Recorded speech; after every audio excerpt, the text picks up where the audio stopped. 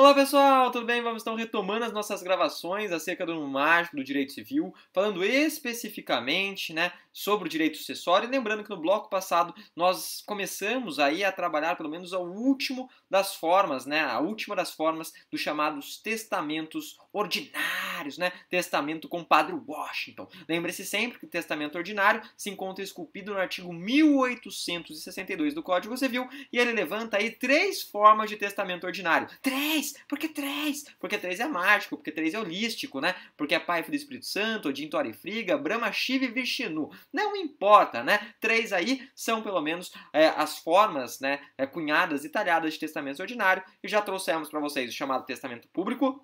Falamos por demais do testamento, conhecido como testamento cerrado ou místico, Gosto muito de testamento místico, lembro sempre de Walter Mercado, e derradeiramente nós temos aí como último elemento o chamado testamento particular. Foi esse, pelo menos, que nós começamos a esposar aí para vocês, a ventilar para vocês dentro do nosso último bloco e falamos o seguinte. Primeiro detalhe, é importante dizer que o testamento particular é um testamento escrito.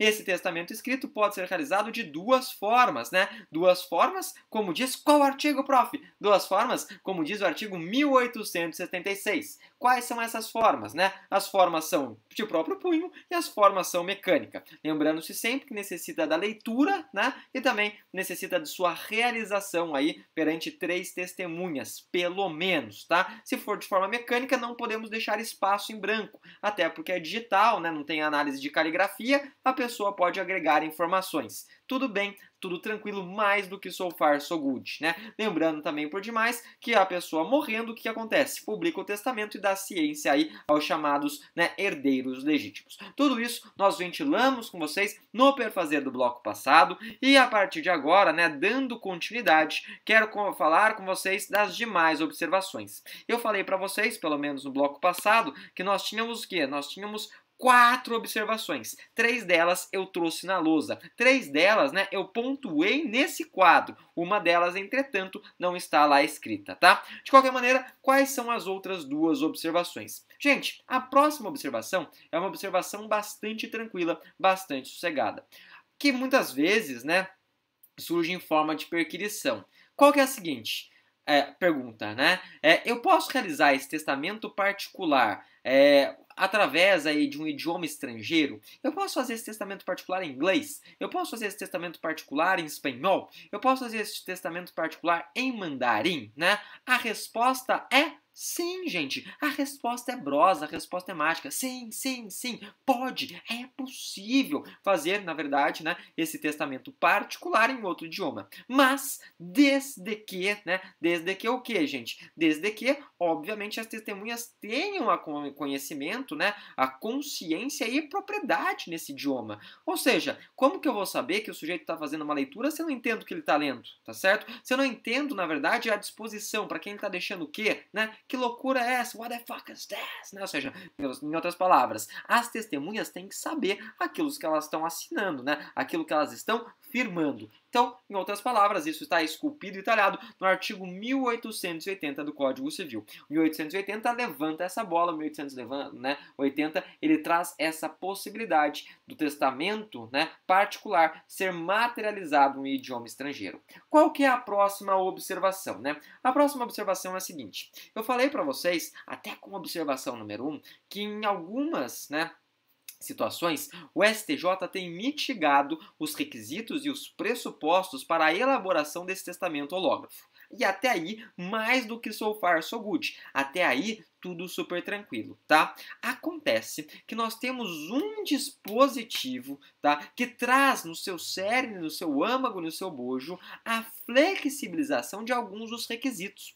Qual o requisito? Ele traz, na verdade, a dispensa de testemunha. Eu posso fazer um testamento particular sem testemunha? Claro que é possível, Mas a gente sabe que essa possibilidade é extremamente excepcional. A gente sabe que essa possibilidade, ela foge aí da curva, Ela está fora da curva. Ela traduz, então, em outras palavras, uma situação, que muitas vezes levanta uma certa urgência, né? Essa situação, inclusive, que é uma forma simplificada de testamento particular, ela traduz o chamado testamento de urgência ou testamento de emergência. Então, vamos aí para o quadro, né? A hipótese excepcional, só deixa eu tirar minha cara daqui, em que mesmo se dispensando as testemunhas, pode ser realizado, pode ser feito o testamento particular, né? Essa hipótese traduz o chamado testamento de urgência ou testamento de emergência. Qual que é o artigo, né? O artigo está aqui, ó, 1879 do Código Civil.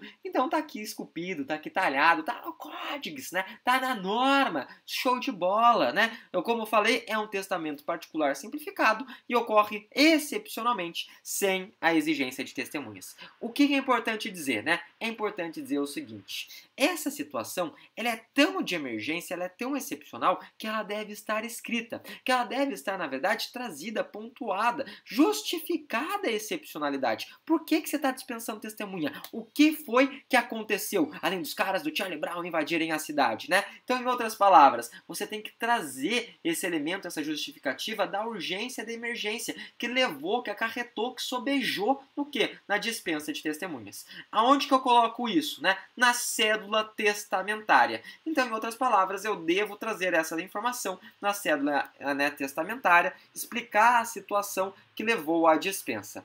Essa situação que leva à dispensa, ela acaba sendo trazida por Maria Helena Diniz em duas hipóteses, tá certo? Então, meio capiroto, porque não é três, não é mágico, são duas hipóteses. A primeira hipótese dela é justamente a chamada de situação de anormalidade, tá? Vou deixar aqui no quadro, assim a gente até vai anotando esses exemplos, eu acho que fica até mais tranquilo. Gente, quando eu falo de situação anormal, as três primeiras hipóteses, até trouxe elas de maneira inicial, porque temos casos recentes, né? Temos casos aí que, enfim, né, foram materializados agora, né, de maneira recente. Primeiro detalhe, incêndio. Quando eu falo de incêndio, a gente tem aí a hipótese da Boate Kiss, né, infelizmente, já tem aí quase uma década, mas de qualquer maneira, um episódio muito triste, né, dentro da história do Brasil. Por que é importante falar da Boate Kiss? Vamos supor que naquele incêndio, né, naquela situação, naquela hipótese, alguém quisesse deixar determinado bem para alguém. Poderia? Poderia. Mas como que no incêndio, naquela situação de desespero, onde as pessoas elas estão, na verdade, lutando pelas próprias vidas, você vai chamar alguém que está do teu lado e falar assim, amigo, cola aí, né, que eu quero chamar você pra gente fazer um testamento junto. Eu preciso de 3 testemunhas. Meu, não vai rolar, né? E vou além. Esse testamento escrito, ele pode ser feito por áudio, né? O STJ entende que sim. Não está pontuado em nenhum lugar, tá certo? Não está escrito em nenhum lugar. Porque a gente fala que o testamento particular tem que ser feito aonde? Por escrito. Vamos lá mais uma vez, né? Vou até voltar no quadro, ó. Testamento particular tem que ser feito por escrito, até escrito, ó,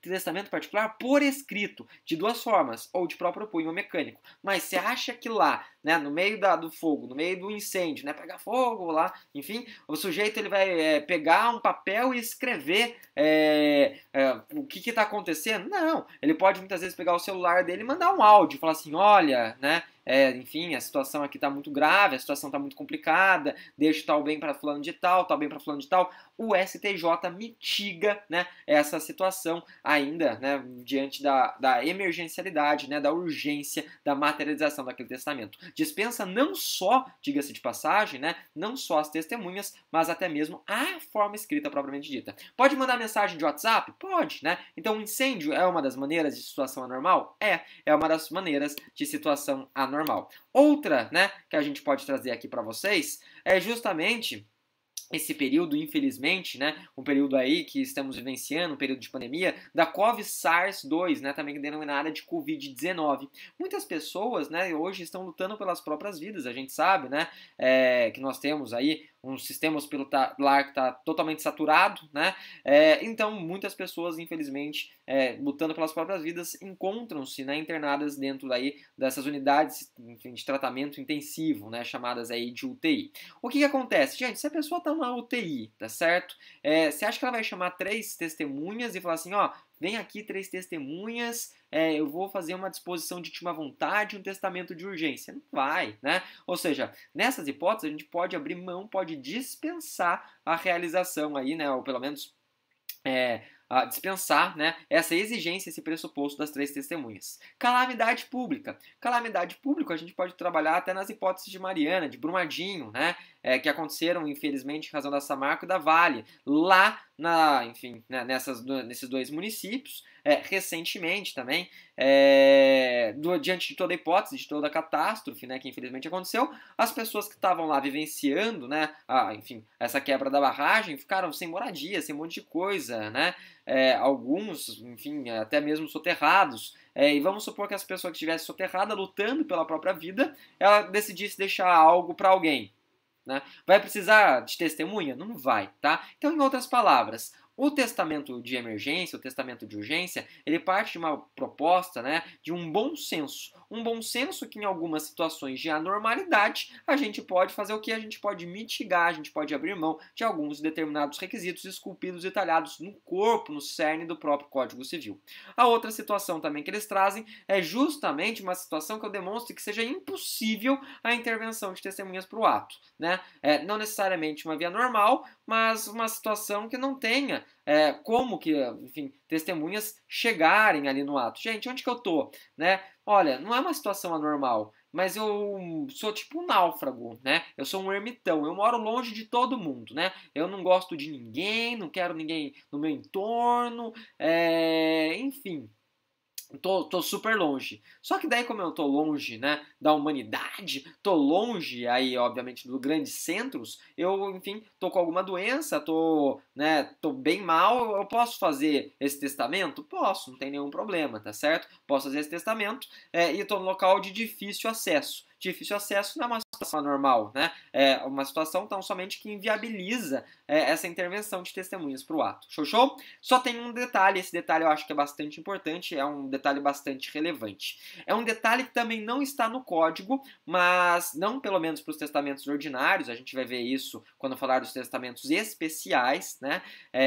Nos especiais está presente, mas as pessoas pegaram o dispositivo do testamento especial e trouxeram para essa forma de testamento ordinário. Quem que trouxe, né? Pelo menos os estudiosos do direito civil, dentro do enunciado 611 da 7ª jornada. Eles falam o seguinte, gente, acabou a situação de anormalidade. Acabou, em outras palavras, aquela situação, né? Excepcional. E a pessoa? A pessoa, ela sobreviveu. Se a pessoa sobrevive, não tem por que abrir mão das testemunhas, tá certo? Então, em outras palavras, se a pessoa sobrevive, tá certo?